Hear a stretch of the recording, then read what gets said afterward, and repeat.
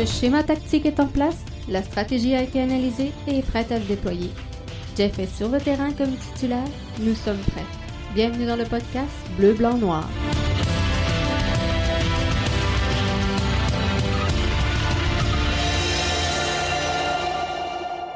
Bonsoir tout le monde et bienvenue au podcast Bleu, Blanc, Noir. C'est l'édition du 21 mai 2020. Jeff Morancy qui reprend la barre du podcast avec vous et qui est très heureux d'être là ce soir dans le line-up. On se parle de Saba qui se blesse.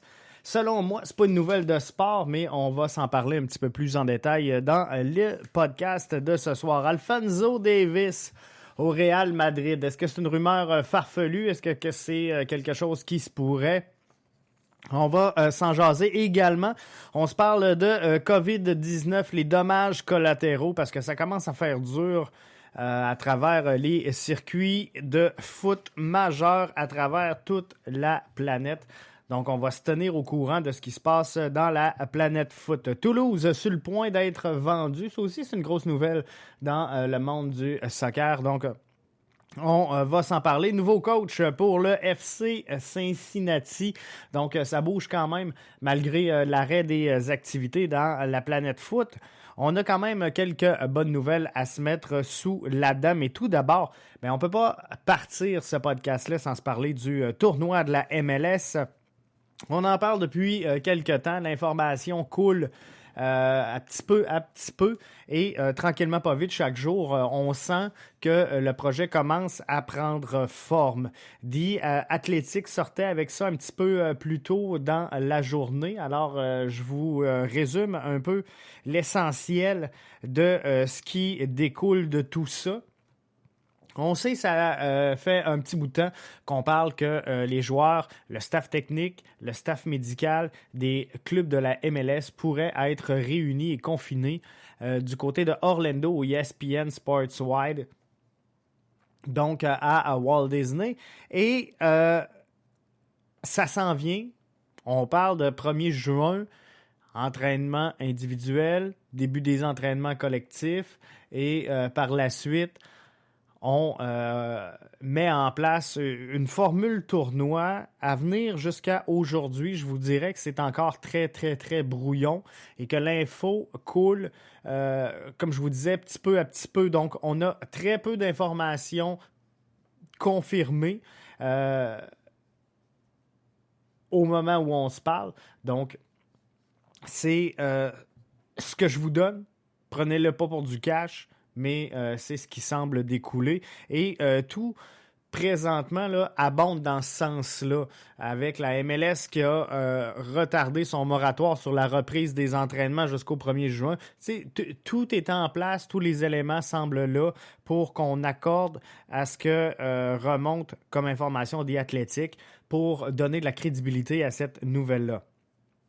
Donc, l'information qui sort aujourd'hui, en date du 21 mai 2020, 5 matchs de groupe qui comptent pour la saison. C'est un peu ce qui pourrait en résulter lors de ce tournoi-là. Élimination directe à 8 pour les 2 premiers des 4 groupes. Le projet présentement, c'est de faire 2 groupes, 2 poules dans l'association de l'Est, 2 poules dans l'association de l'Ouest. Pour les besoins de la cause, Nashville va passer de l'association Ouest à l'association Est pour les besoins du tournoi. Ça se passera l'ensemble du tournoi du côté de Orlando. On parle de 3 matchs prévus au calendrier par jour, 9h, 20h et 22h. C'est pas mal les heures que ça jouerait. Donc, est-ce que c'est bon? Est-ce que ça tient la route? Moi, je pense que les informations qu'on a au moment où on se parle abondent pas mal tous dans le même sens. Et je vous dirais que ça serait logique qu'on y aille comme ça. Et faudra voir. On sait que la frontière canado-américaine, pour l'instant, demeure fermée. On n'a pas de nouvelles informations à ce qui a trait aux équipes sportives et aux ligues sportives professionnelles. On s'entend parce que le sport amateur est complètement autre chose. Donc, il faudra voir les décisions qui seront mises en place et mises de l'avant à l'égard des professionnels, des joueurs professionnels à travers tout le Canada et le Québec. Je veux qu'on revienne également sur Steven Sabah et sincèrement, je vais être bien franc avec vous, puis peut-être que ça va heurter quelques-uns d'entre vous et je m'en excuse, mais c'est pas une nouvelle sportive. Le fait que Steven Sabah se foule un pied en faisant du jogging dehors, c'est un fait divers. On ridiculise la couverture que les médias de masse font présentement sur le Canadien de Montréal avec des nouvelles inventées ou poussées par les cheveux et des nouvelles qui sont pas des nouvelles.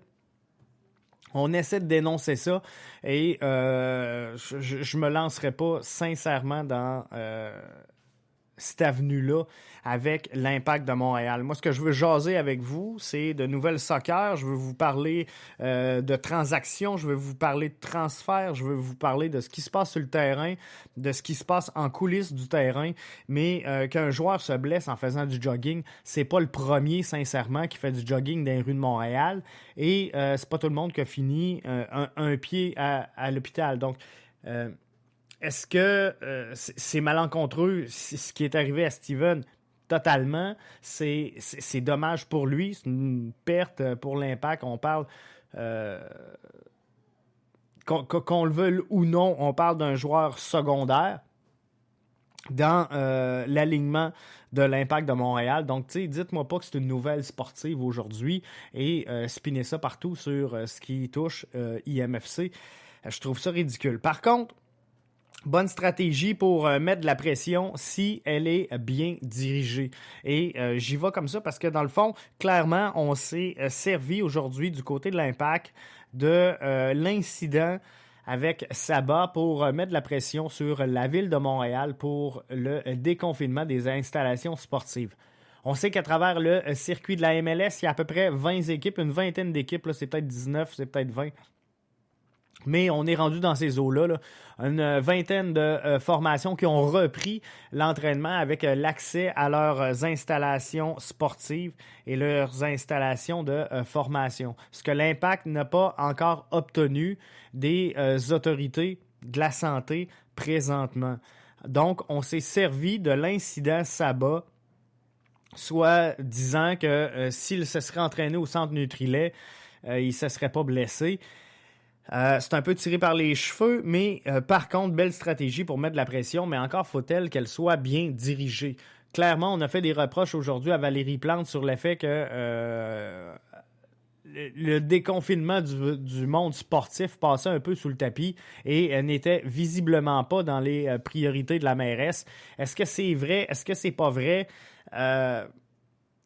Clairement, je pense que la mairesse a d'autres chats à fouetter présentement que le sport professionnel.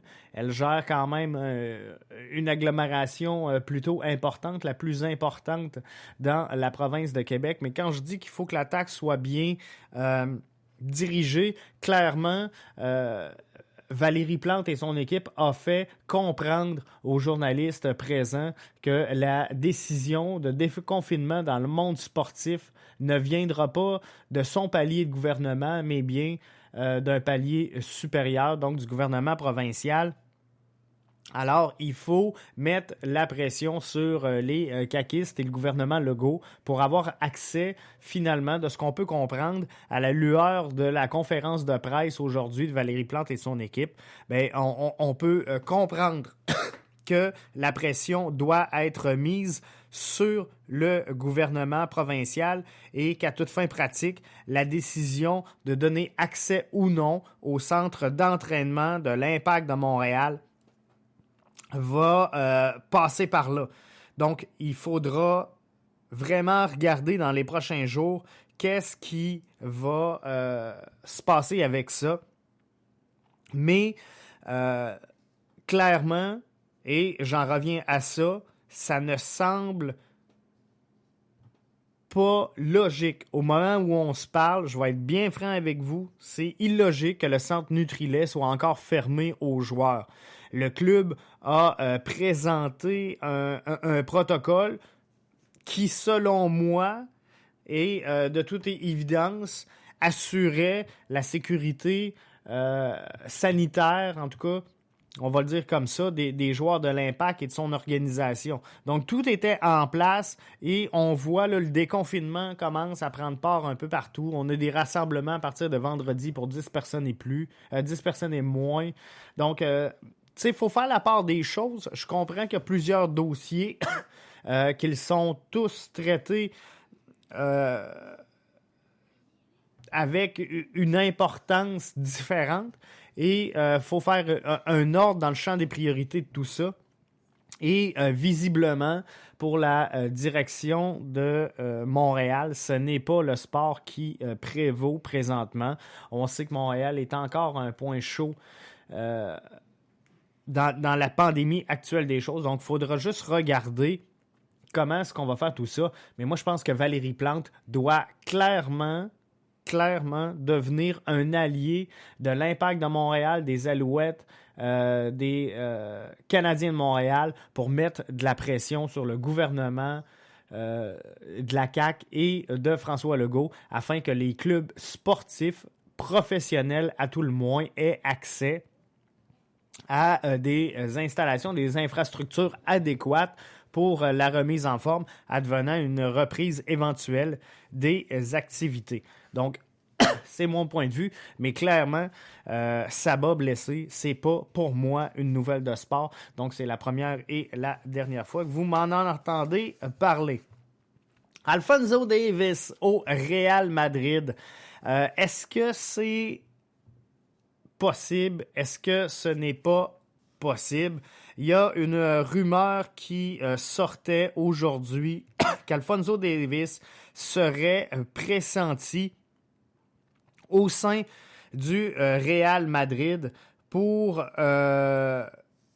venir en aide un petit peu à la formation et remplacer Marcelo. Est-ce que présentement le Real Madrid a besoin? C'est quoi le réel besoin du Real Madrid? Je pense qu'avec Ferland Mendy disponible et avec Réguillon qui sera sous peu là, disponible en doublure, moi je pense qu'on a peut-être plus ou moins besoin d'Alphonso Davies. C'est bon pour les clics, c'est bon pour les spins, mais clairement, je pense qu'Alphonso est très bien présentement au Bayern. Le Bayern est un grand club. Le Bayern est un club qui aspire à beaucoup. Et il ne faut pas oublier dans son cas que le Bayern a offert à Alphonso Davies une prolongation de contrat jusqu'en 2025, alors que son contrat actuel n'arrivait même pas à échéance. Donc, on a renouvelé comme ça son contrat. Question de rassurer le joueur qu'on le désirait, qu'on le voulait dans la formation, de confirmer que oui, le Bayern a des plans d'avenir pour Alphonso Davies. Et je pense qu'il peut énormément aider le Bayern. Et le Bayern n'a rien là, à envier au grand club. Le Bayern est capable de beaucoup de choses. Et dans le fil de discussion aujourd'hui, voyez-vous, Arcazou disait, je le vois encore au moins 2 ans au Bayern. Et je pense que c'est quelque chose de logique. Moi, je pense que Alphonso ne doit pas, puis je peux comprendre son ambition de vouloir accéder. Parce qu'il y en a plein qui sont petits culs ici de notre côté de l'océan et qui rêvent d'une chose, c'est de jouer soit pour le Real Madrid, soit pour le Barça, alors qu'ils sont tout petits. Donc, c'est un rêve de porter fièrement le maillot de ces clubs-là. Je pense qu'Alphonso a tout ce qu'il faut, a tous les armes dans son sac présentement pour atteindre les sommets. Il est déjà reconnu, pas nécessairement au Québec et au Canada à sa juste valeur, mais sur le marché international, sur le marché sportif international. Je pense que Alphonso Davies a déjà la reconnaissance et des fans et de ses pairs. Donc, pourquoi brûler des étapes? Pourquoi ne pas prendre le temps de s'installer, de construire quelque chose d'intéressant avec le Bayern? Et je pense qu'il est en voie de le faire. Je pense qu'il peut vraiment aspirer à de quoi de fabuleux avec cette organisation-là. Donc, moi, ce que je dis, c'est Alphonso, reste là. Développe-toi, construis avec eux et on verra dans l'avenir finalement vers où tout ça va nous amener. On s'arrête une petite minute, le temps d'une gorgée d'eau. Restez là, bien branchés. On poursuit avec les dommages collatéraux de la COVID-19. Toulouse qui est sur le point d'être vendu également. On se parle d'un nouveau head coach pour Cincinnati en MLS, puis un petit concours qui s'en vient sincèrement sur BBN Media et qui sera fabuleux, je vous en conjure. Donc restez là, vous êtes avec Jeff dans le podcast BBN. Disons simplement que tu veux mettre toutes les chances de ton côté pour ne rien manquer du podcast BBN, un des meilleurs podcasts sportifs au Québec, directement orienté vers l'impact et la MLS. Je t'invite à nous suivre via nos différentes plateformes. Pour le podcast, nous sommes sur Apple Podcasts, Spotify, Google Podcasts et plusieurs autres. Nos vidéos sont disponibles sur notre chaîne YouTube et sur notre page Facebook. Pour ne rien manquer de l'interaction de Jeff avec son auditoire, viens nous suivre sur Twitter et sur Facebook. Dans tous les cas, recherche Podcast BBN, tu vas nous trouver. Si jamais tu veux parler directement à l'animateur, utilise le compte Skype de l'émission. Ah, j'oubliais presque. Visite le site de la station aussi au www.bbnmedia.com. T'as le droit de partager si tu aimes le contenu. Bon podcast. De retour donc avec vous dans cette édition, je vous le rappelle, du 21 mai 2020 du podcast BBN, le podcast Bleu, Blanc, Noir, disponible au www.bbnmedia.com. Si vous allez dans la section podcast et si j'aurais été brillant, je vous l'aurais plugué au tout début du podcast, mais pour ceux et celles qui vont à partir de ce soir, d'aujourd'hui, je dis ce soir parce qu'il faut comprendre que pour ceux et celles qui l'écoutent en direct, on enregistre le podcast en version live sur le coup de 20h. Et dans la section podcast du site bbnmedia.com, vous aurez un bouton pour téléphoner directement en studio. Donc, vous cliquez là-dessus et dring, ça va sonner directement en studio. Et je vais pouvoir prendre vos commentaires. On commence à avoir une belle crowd, hein? Sincèrement, autour du podcast BBN qui ne cesse de grandir, donc c'est le fun. Et c'est sûr que si je recule à l'époque d'où on a commencé le podcast la saison dernière, où ce qu'on a 2-3 auditeurs qui sont finalement mes meilleurs potes, ça me sert à rien de prendre des appels en ondes. Mais là, tranquillement, pas vite, on s'en va vers là. Alors, on va être en mesure de le faire sous peu. COVID-19, les dommages collatéraux, il faut que je vous parle de ça parce que c'est une catastrophe sans farce qui s'en vient nous péter d'en face dans le monde du foot. La LFP qui a voté la souscription d'un prêt de 224,5 millions d'euros. Ça, là, c'est une couple de fois mon salaire annuel, je peux vous le garantir. Et l'objectif derrière tout ça, c'était de renflouer ces clubs, principalement les clubs de la Ligue 1.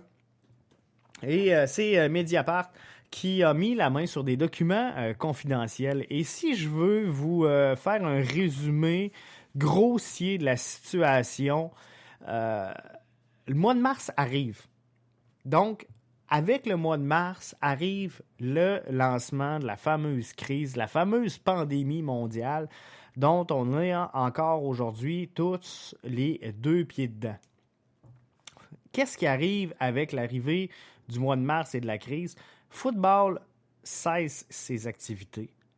C'est la fin des recettes au guichet. C'est la fin de la perception des revenus télé pour les ligues majeures. Donc, ici, là, on parle là-bas, là, c'est Canal+, beIN Sports qui contribuent énormément.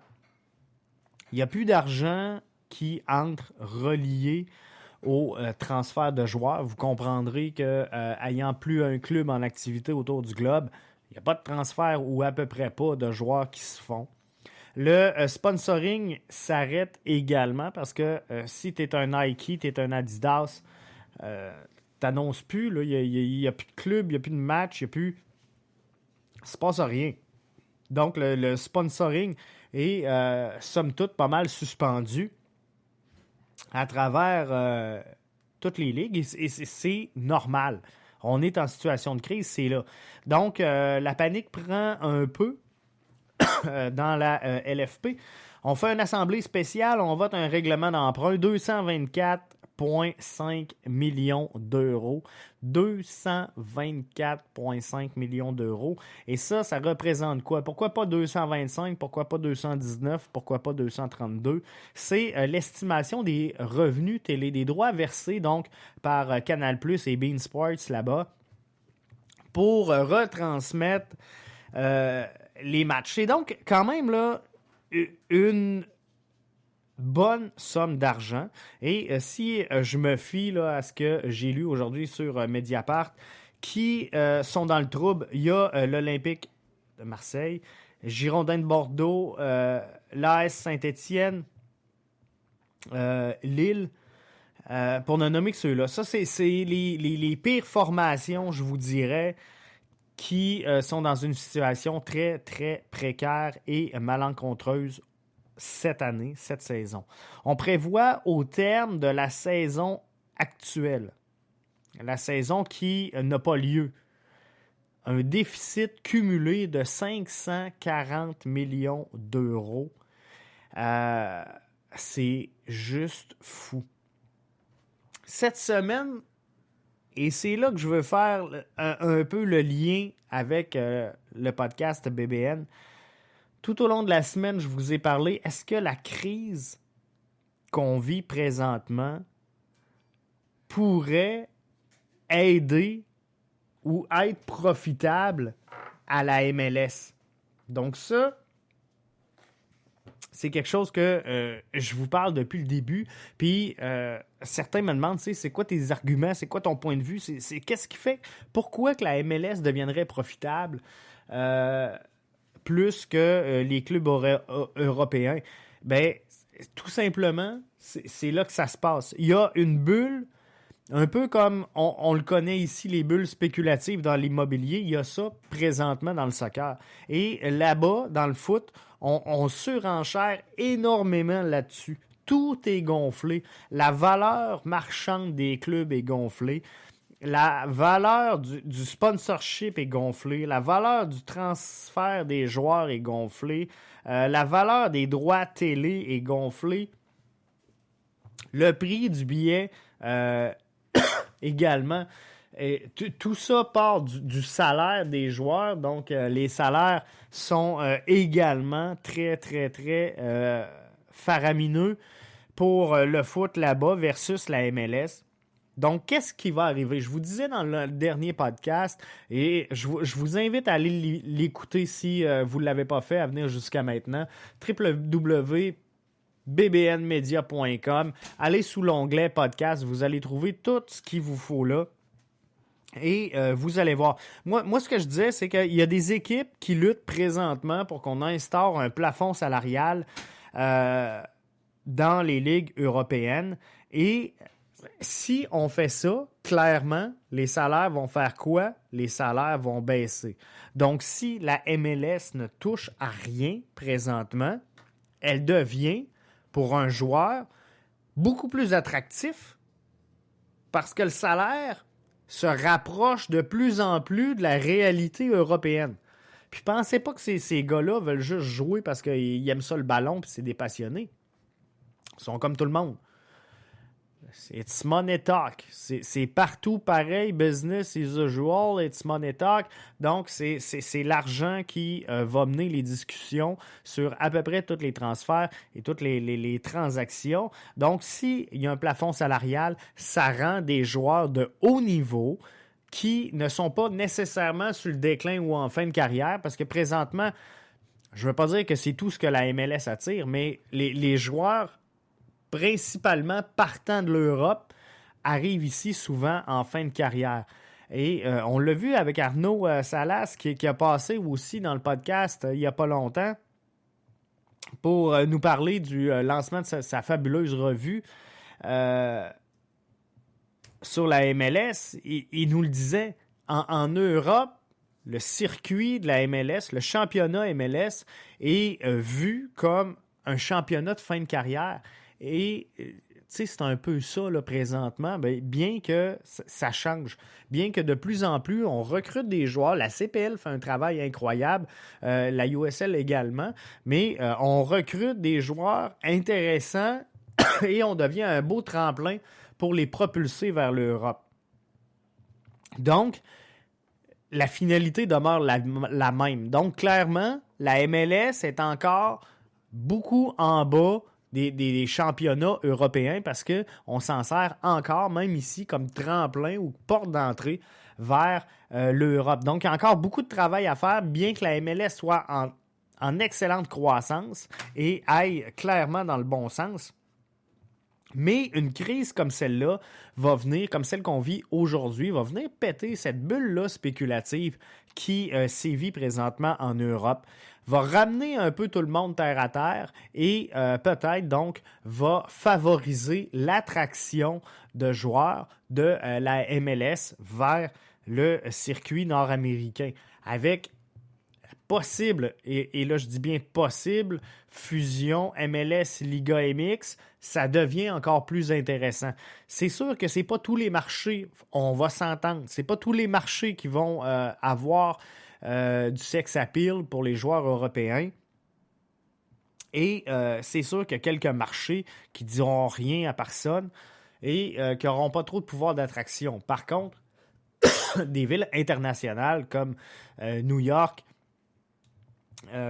comme LA, comme Miami, va sans aucun doute réussir à attirer des organisations comme Atlanta United qui sont très bien structurées, vont également profiter de cette manne-là qui va déferler sur la MLS et qui finira par profiter à tout le monde. Donc, est-ce que cette crise-là va aider la MLS? Moi, je pense que oui. Et je pense qu'en bout de ligne, ça va être profitable pour tout le monde. Je m'arrête une petite minute, prendre une gorgée d'eau. On se retrouve.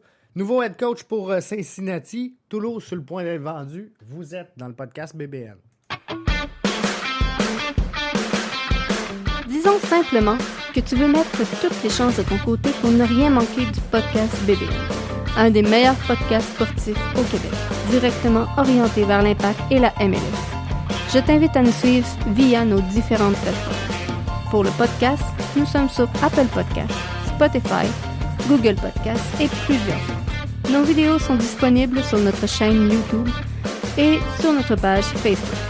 Pour ne rien manquer de l'interaction de Jeff avec son auditoire, viens nous suivre sur Twitter et sur Facebook.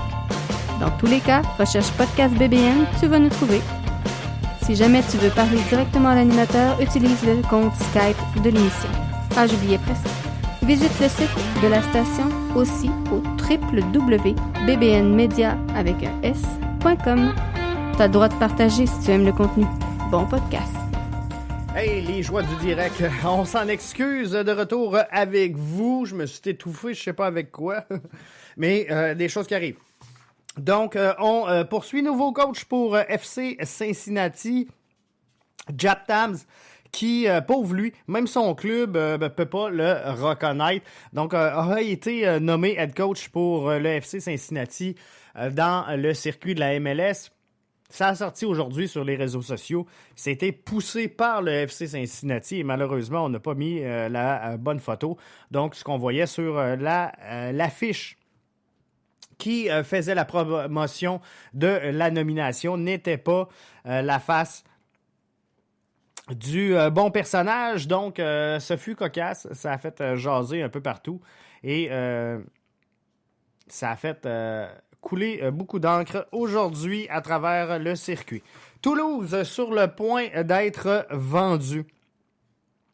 Présentement, Olivier Sadran, qui est actionnaire majoritaire de la formation le Toulouse FC depuis 2001. Un club qui ne va pas bien, qui vient d'être relégué. 20e en Ligue 1 cette année.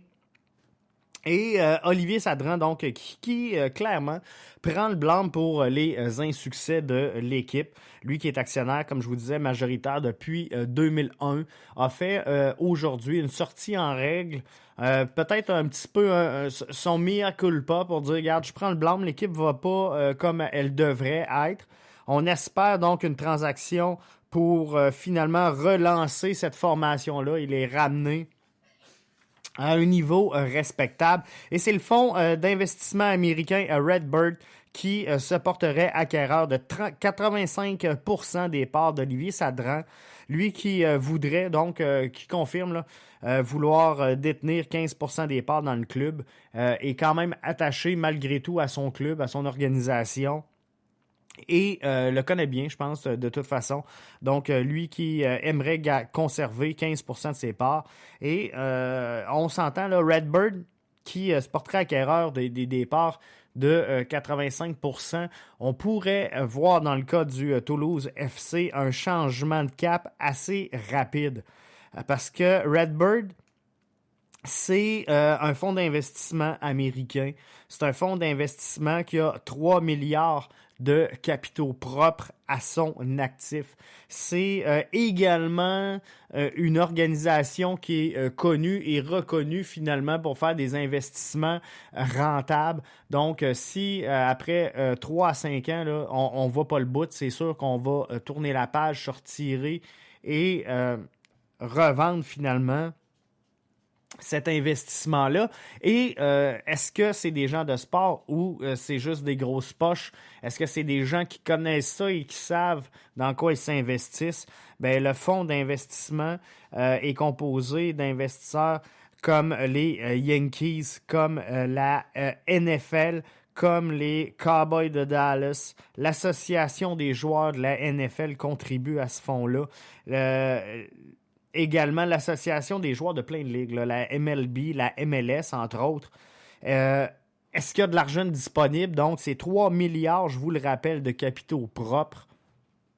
C'est des gens qui font depuis longtemps dans le monde du sport. Donc, est-ce que pour le Toulouse FC, c'est une bonne nouvelle? Clairement, oui. Bordeaux a fait sensiblement la même opération et ça a porté fruit. Donc, c'est sûr qu'on essaie un peu de calquer le succès que Bordeaux peut avoir eu avec une démarche un peu semblable. Seul l'avenir va nous le dire. Mais moi, je pense que si aujourd'hui, j'étais fan de Toulouse FC, parce que c'est pas le cas, mais mettons que si j'étais fan de Toulouse FC, je verrais d'un très bon œil la part donc de Redbird comme actionnaire majoritaire à la hauteur, je le rappelle, de 85% des parts du Toulouse FC. Beaucoup d'argent du monde du domaine sportif. Alors, l'objectif derrière tout ça d'Olivier Sadran, objectif clair et avoué, il veut une transaction signée, complétée avec son chèque pour le 15 juillet prochain. Donc, ça ne devrait pas tarder. Ça fait plusieurs mois qu'il y a des tractations autour de cette transaction-là. On vous en parlait d'ailleurs ici au mois de décembre l'an passé, où ce qu'on a été dans les premiers balbutiements de cet accord-là possible entre les deux clans. Alors maintenant, c'est confirmé. Après à peu près 6 mois de tractation, ça devrait se faire, ça devrait être rendu officiel au plus tard le 15 juillet prochain. Hey, en terminant, puis je voulais pas défoncer, mais je défonce encore une fois. J'aimerais ça m'en tenir à 30 minutes. On est rendu à 35. On va faire un contest de jonglerie. Je parlais avec des observateurs, finalement, des médias, et j'ai une réflexion super intéressante. Ils me disaient, c'est quoi le problème avec TVA Sport? C'est quoi le problème avec RDS? Je disais qu'il s'adressait à une population... Vendez-moi des voyelles quelqu'un. À une population donc vieillissante et sur le déclin de la vie active, ok, dans le sens que c'est pas la génération qui pousse, qui suit ces médias-là. Donc, il fallait trouver un moyen d'être attractif auprès des jeunes, d'être là, d'être présent et d'attirer dans le giron. Le soccer, je pense que c'est une affaire de jeunes, c'est une affaire de nouvelle génération. Donc, on veut attirer chez BBN Media cette clientèle-là. On fait donc, on est venu après un long brainstorm, toute la gang ensemble, on est venu à l'idée de mettre sur pied un contest de jonglerie. Si vous allez sur BBN Media, onglet concours, ça s'en vient, ça commence à être en place. Fort simple, on va faire tirer des haut-parleurs Amazon pour ce concours-là. On va faire une formule sur toutes les vidéos qu'on va recevoir. Ce que je vous demande, c'est une vidéo de jonglerie entre 20 et 30 secondes. On va vous mettre en battle un avec l'autre sur Instagram et sur TikTok. Vous allez pouvoir voter via nos comptes respectifs à Instagram et TikTok. Donc, des vidéos entre 20 et 30 secondes. On veut voir les jeunes jongler. On veut savoir à quel club ils appartiennent. C'est les auditeurs et les amis qui vont voter. On en garde 32 et là, ben, on va éliminer tranquillement, pas vite, avec les votes. 32, on va passer à 16, on va passer à 8, on va passer à 4. Et finalement, ben, les 4 derniers finalistes vont remporter des prix Amazon Echo. Donc, ça va être de toute beauté ce contest-là. Ça s'en vient. Soyez prêts. Donc, si vous êtes amateur de jonglerie, commencez à vous préparer parce que ça s'en vient. Ça va faire beaucoup de bruit et on va faire spinner donc BBN Media en masse avec ça. Et là-dessus, ben moi, je tire la plug. Je vous invite à nous suivre via la plateforme bbnmedia.com. Tout est là, tout y est, que ce soit les podcasts audio, les podcasts vidéo, les nouvelles en 3 minutes, peu importe ce qui se passe, vous le saurez là. On a même du contenu écrit. On a un dossier qui s'en vient sur Alphonso Davies. Ça va être de toute beauté.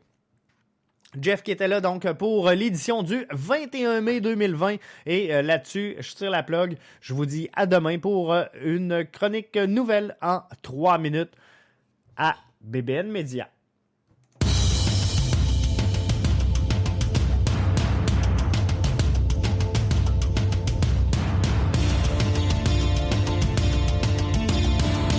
Le schéma tactique est en place, la stratégie a été analysée et est prête à se déployer. Jeff est sur le terrain comme titulaire, nous sommes prêts. Bienvenue dans le podcast Bleu, Blanc, Noir.